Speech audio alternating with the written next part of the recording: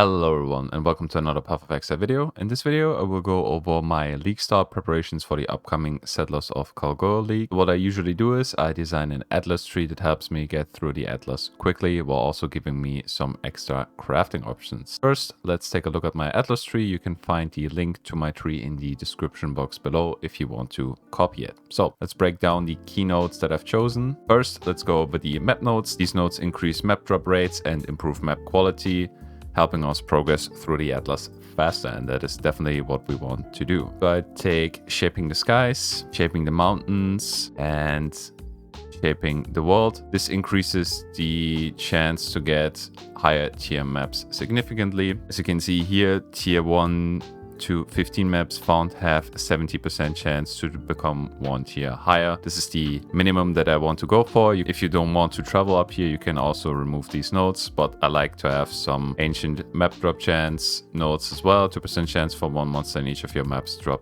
an additional connected map. So the second nodes are Kirek nodes. These are for additional map missions and help us sustain maps early in the league. It also helps us completing unique maps that usually don't drop. So for Kirek, I take Expert Reconnaissance, Commissioned Officer. I also take these small nodes over here, and I also take the small nodes over here. Your maps have 2% chance to grant an additional Kirek mission on completion. If you want to invest a bit more into Kirek nodes, you can also take these small nodes over here, but I pretty much skip them. The next big nodes are Jun nodes. Jun focuses on betrayal, obviously. These nodes gives us extra rewards and crafting options. I always like that at the beginning of the league. Betrayal is a decent mechanic because it gives us the crafting options while also giving us a decent amount of experience early in the league. Take Obsessed with Vengeance, Bribery, and Effective Leadership, while also taking the Betrayal mission chance nodes over here and Test of Loyalty. This guarantees us Jun in every map, which is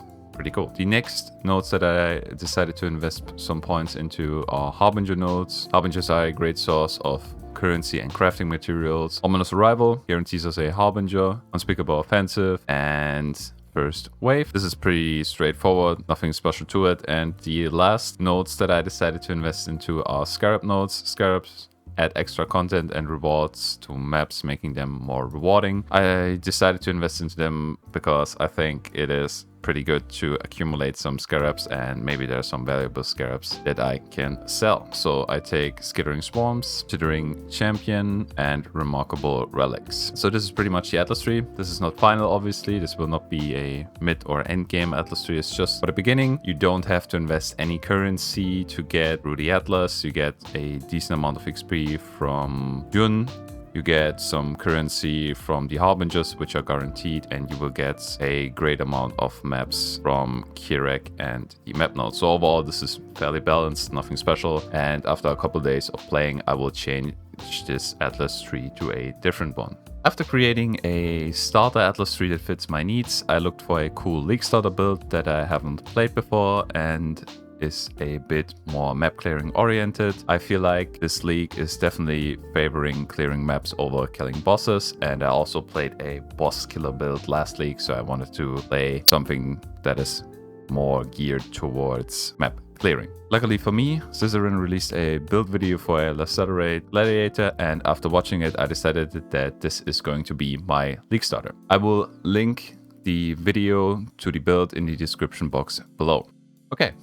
So I've got my Atlas tree and my build. What I usually do now is I look through the POB of my build and check what gems will be needed at what point. Luckily for us, Zizaran always provides very detailed POBs, which makes this very easy. So I go to skills, and as you can see here, this is all very detailed. You can see what you need from level 1 to 12, 12 to 18, 18 to 31, 31 to 38.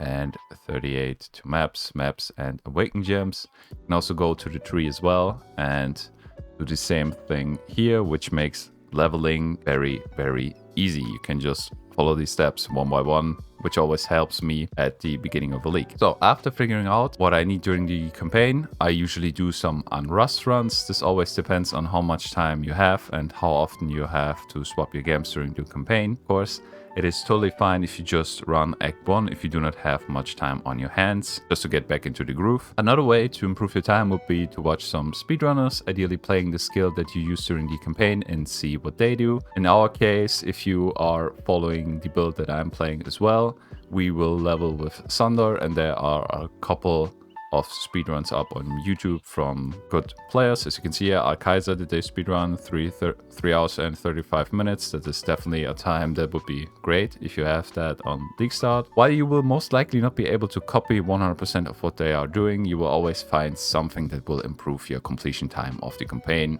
which is something great. So that is it for my League Starts preparations for the Settlers of Kalguur League. If you have any questions or tips of your own, please leave them in the comments below, and don't forget to like and subscribe for more Path of Exile content. Thank you for watching and have a nice day. Goodbye.